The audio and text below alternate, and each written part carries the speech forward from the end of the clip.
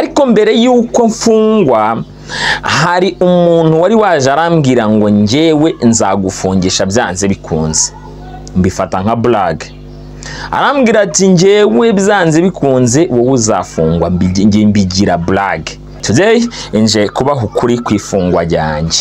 Kuba wameye rubanda rurenganya uyoboye. Icyo kintu ujye ukimenya kuko inzego zishinzwe kubaza ibyabaye we zitamubaza impamvu yabeshye ubutabera agamije kugira nabi undi muntu ngo murege icyaha kitabaye.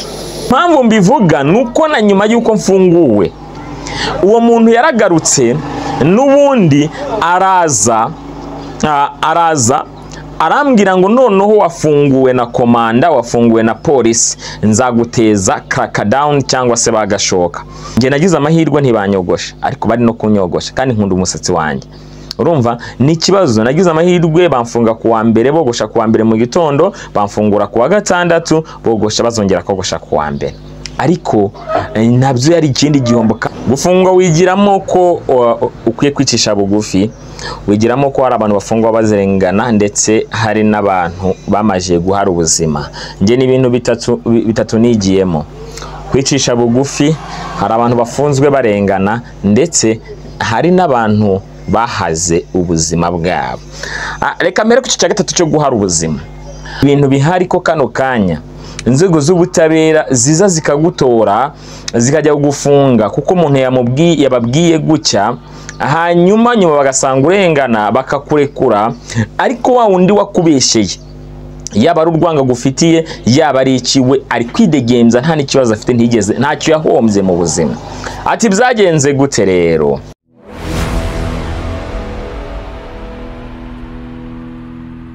Ndagusuhuje kana none nguhaye ikaze ho ukunda ibiganiro byacu umunsi ku munsi, ugakunda ibyo dukora. Iyi ni Bin Empire, nguhaye ibiganiro bitandukanye umunsi ku munsi, tukabana mu biganiro bitandukanye umunsi ku munsi.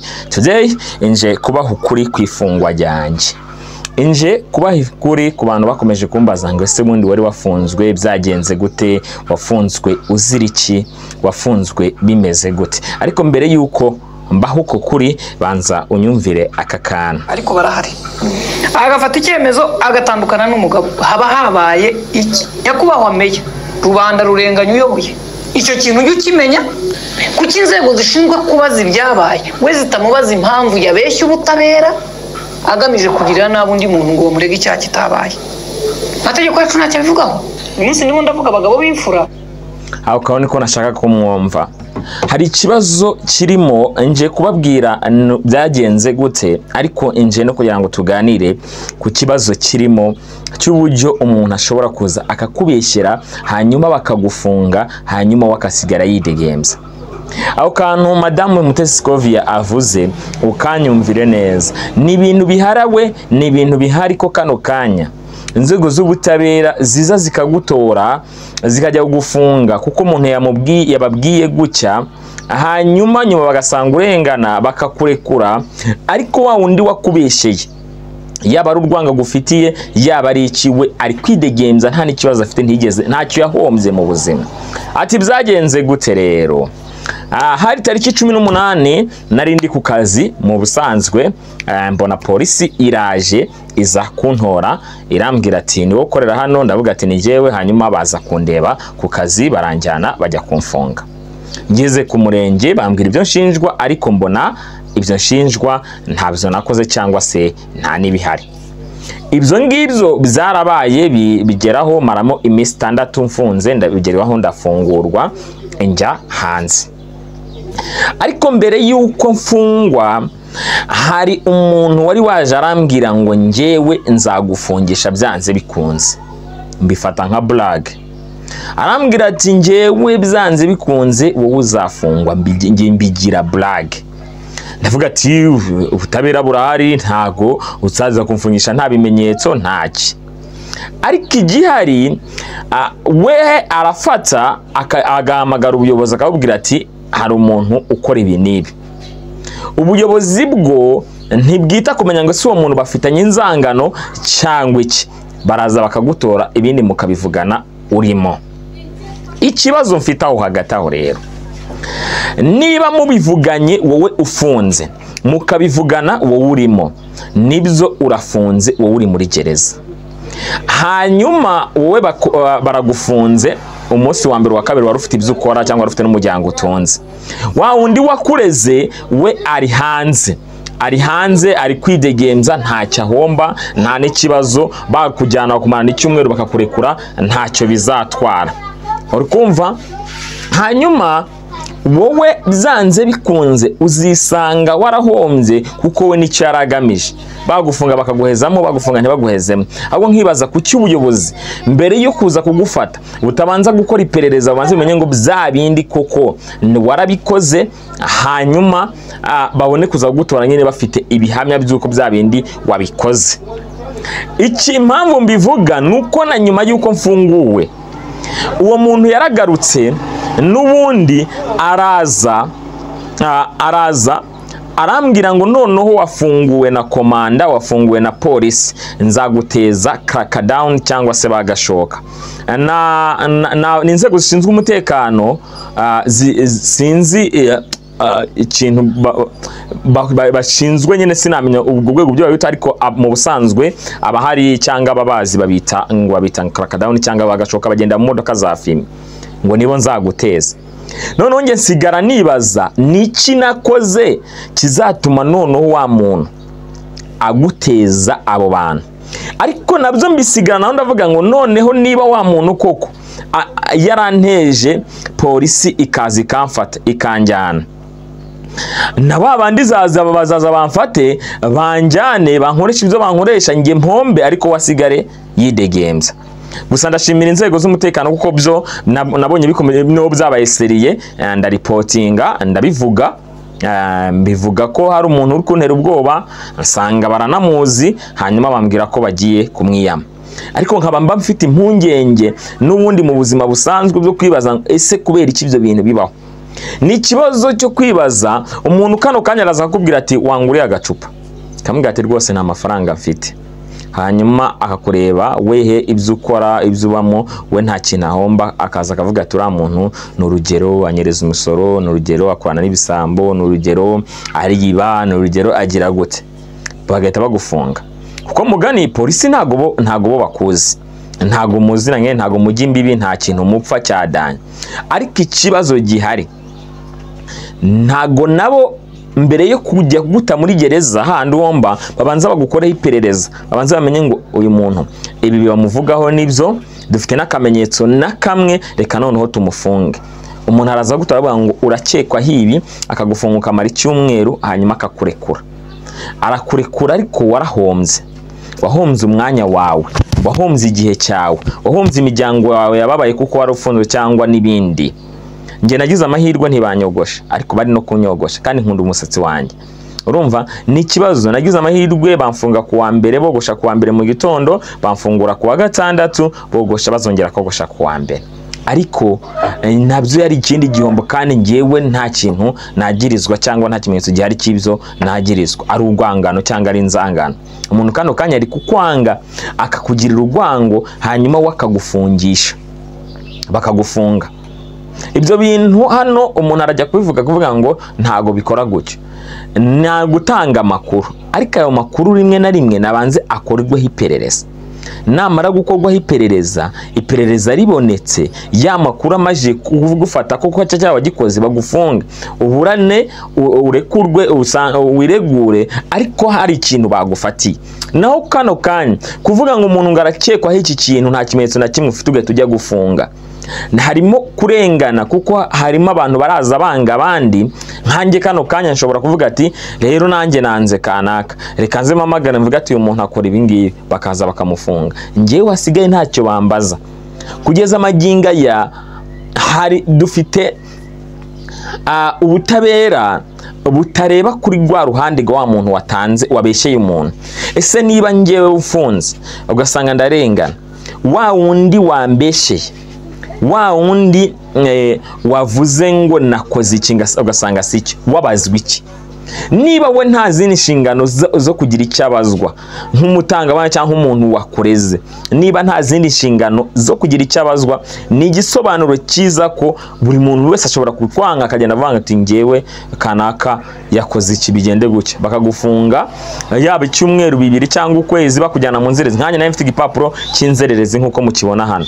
Hanyuma ibyo ngibyo iyo usanze umuntu ari buze kugufungisha bakujyana mu nzererezi, n'urugero amezi 3, uwo ari umuntu w'umugabo cyangwa ufite ikintu womba, wowe uri buhombe, ariko we nta kintu ari buhombe. Ikintu no kugeza amaginga nibazaga hakogwa iki kugira ngo na wa wundi wagutanze, na wa wundi uri kukubeshera, na wagira icyabazwa. Kano kanya umuntu ari kuba ari igisambo, ari imbobo, akagenda akavuga ati ngende maneko, akaza akubwira ati nkorera iki, ukanga, agahita gutanga bakagufunga. Ugasanga bafunza abapapa bazima, imbobo nizo zisigaye umuntu nizo ziri gutanga amakuru. Urumva?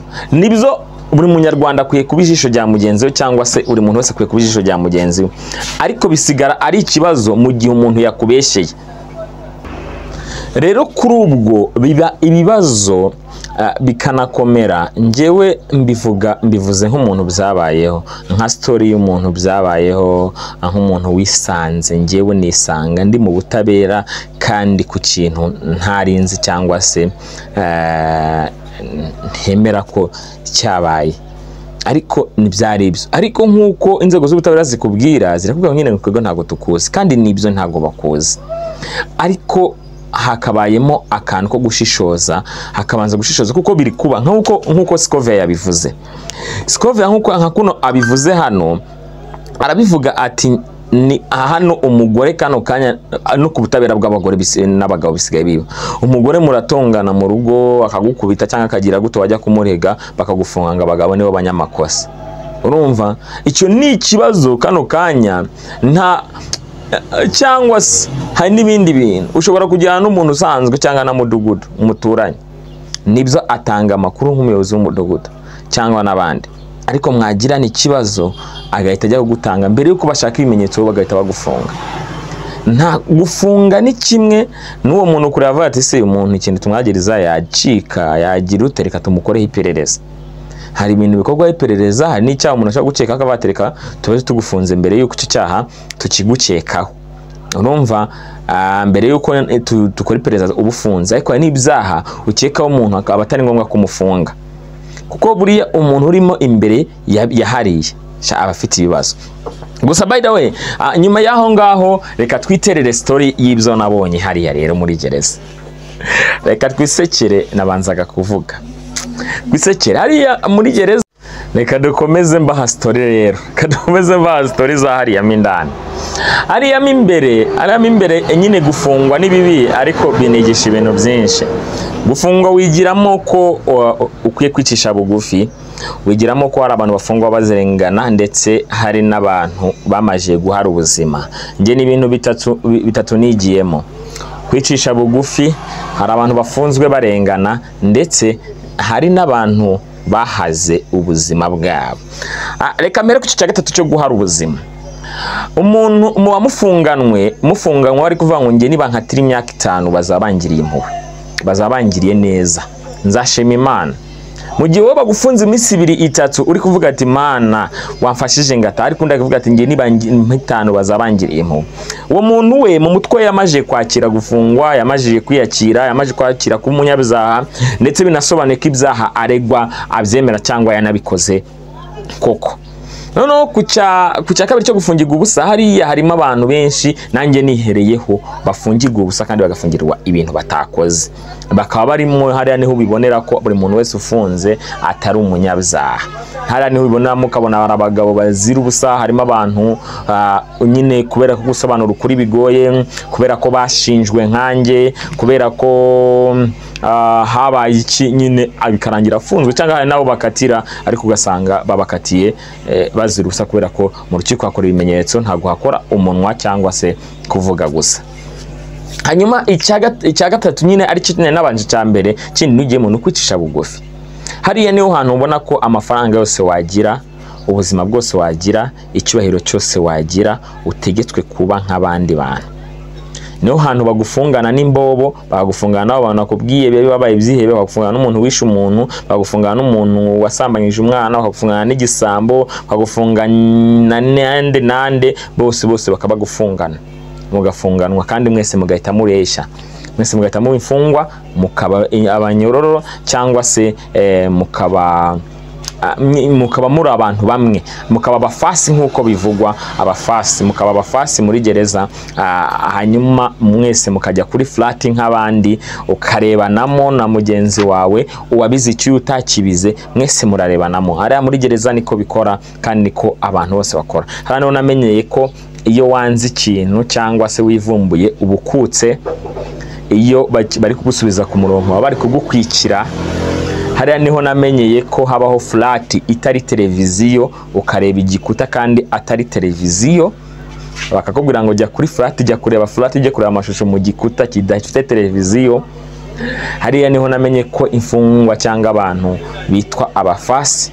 Hariya niho naboneye umuntu ushobora gutinyuka akatongana cyangwa se akavugisha nabi inzego z'umutekano.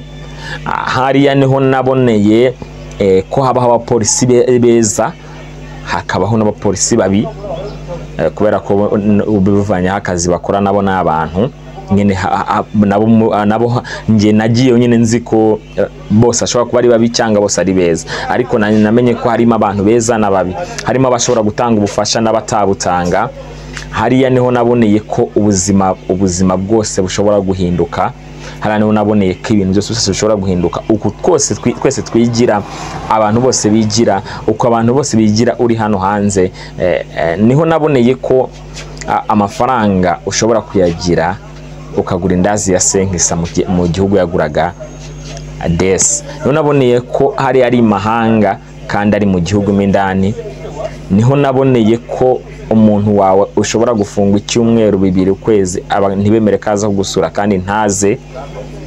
Niho naboneye ko ushobora kwimwa uburenganzira nk'ine kuko uri imfungwa, ukabwima kandi koko bigakunda. Hariya rero harimo amasomo menshi, harimo ibintu byinshi nigiyemo.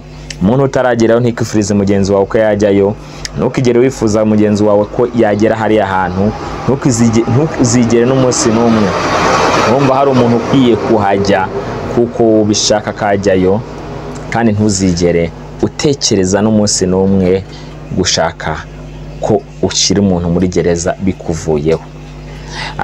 Ariko ikindi niho naboneye ko dufite n'inzego rimwe na rimwe z'ubutabera zishobora kukurenganura nyine mu gihe warenganye, mu gihe ibimenyetso bigaragaye cyangwa byanabuze bakakurekura. Niho naboneye ko ushobora kuganira kandi ushobora no kugisha inama. Niho naboneye ko bashobora kugira inama y'ukuntu wabigenza cyangwa se inzira wacamo kugira ngo ubuzima bugende neza kandi bugume bukure. Nita Mr Bean, ukore subscribe kuri Bean Empire. Uyu munsi nabakubitaga update ku kintu bari banshi ku ifungwa ryanjye. Ku musozo w'iyi video rero reka mbashimire. Ku musozo w'iyi video reka nshimire cyane. Ku musozo w'iyi video ndashimira umuntu witwa Papa Yves, dukunda kumwita muzehe ntangaje. N'umubyeyi wanjye utamzara mu bw'amaraso, ariko n'umubyeyi wanjye wambaye hafi kugira ngo ntahe binakomeye. Ndashimira inshuti yanjye nayo yitwa Gaspard Nsanzimana, nawe yambaye hafi, aragerageza cyane, arahatiriza kugeza nahimbye ikinyoma cyo kugira ngo aze kunsura, ariko kirarenga kirakunda angeraho. Hanyuma ngashimira cyane nongeye gushimira cyane nivi inyuma umugore wanjye twashakanye, uko yabigenje, inzira zose zaciyemo, agahinda yagize, uburyo yitwaye, byose byangezeho kandi byanambereye inzira nziza yo kubona ko kugirirwa amahirwe ukagira umugore mwiza, kugirirwa amahirwe ukagira imfura y'umudamu ntako bisa. ibyo byose narabibonye, mbibonye rero ndamushimira cyane. Nshimira witwa Claude Hakizimana, ni inshuti yanjye, banyinjije muri gereza hari akibyumva. Ngashimira witwa Daniel Dukuzumuremye. Ngashimira umubyeyi wanjye mama umbyara kuba yaragize ukwihangana, kuko bamfunga nari nzi ko nzasanga umutima waramugizeho ingaruka cyangwa umuvuduko wariyongereye ku butwari yagize. Ngashimira cyane Madame Gaspard, akaba umubyeyi wacu Mama Bruno, warakoze cyane kandi wabaye imfurakazi, mwarakoze. Ngashimira n'abantu bansuye cyangwa bangezeho bandi mu buzima busanzwe, baje bangeraho. Ngashimira na buri umwe wese wambwiye ngo komera kandi shikama, ndetse n'uwo twavuganye nyuma yuko ntashye tukaza kuganira nawe akambwira ngo komera, wabimbwiye wese. Hanyuma ngashimira nawe utarifuzaga ko ntaha, utarifuzaga ko uburoko cyangwa se ndekurwa, agushimira nakubwira ngo wanteye gukomera kandi wanteye kukumenya. Ngashimira ndetse nawe watumye njyayo kandi ugatuma afungwa, kuko ndakuzi, kuko si ubwa mbere wari ubimbwiye, sa nubwo ari ubwa nyuma wongeye no kubimbwira. Ndagushimira kuko wanteye gukomera, umpa kwiga no kumenya. Ndagushimira kandi warakoze. Nkongera gushimira abantu bose no kugeza amaginga ya banarebye n'ino video bakaba no kugeza amaginga ya batabikunze cyangwa batabikunze. Byanze bikunze ndacyabashimira kandi mwarakoze cyane kuba no mutakibikunda.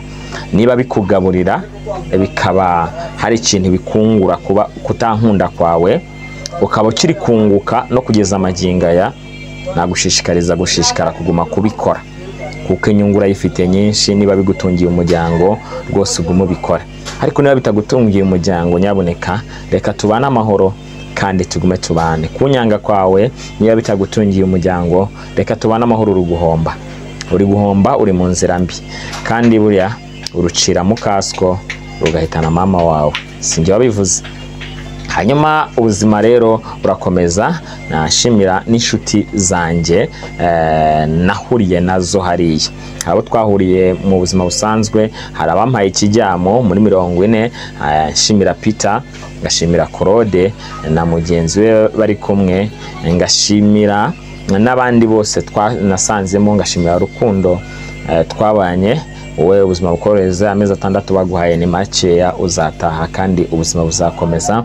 Hanyuma ngashimira na buri umwe wese twabanye, tukaguma kubana mu buzima kandi tukaguma kubana neza nyuma yuko ntashye, n'abakomeje kunkomeza.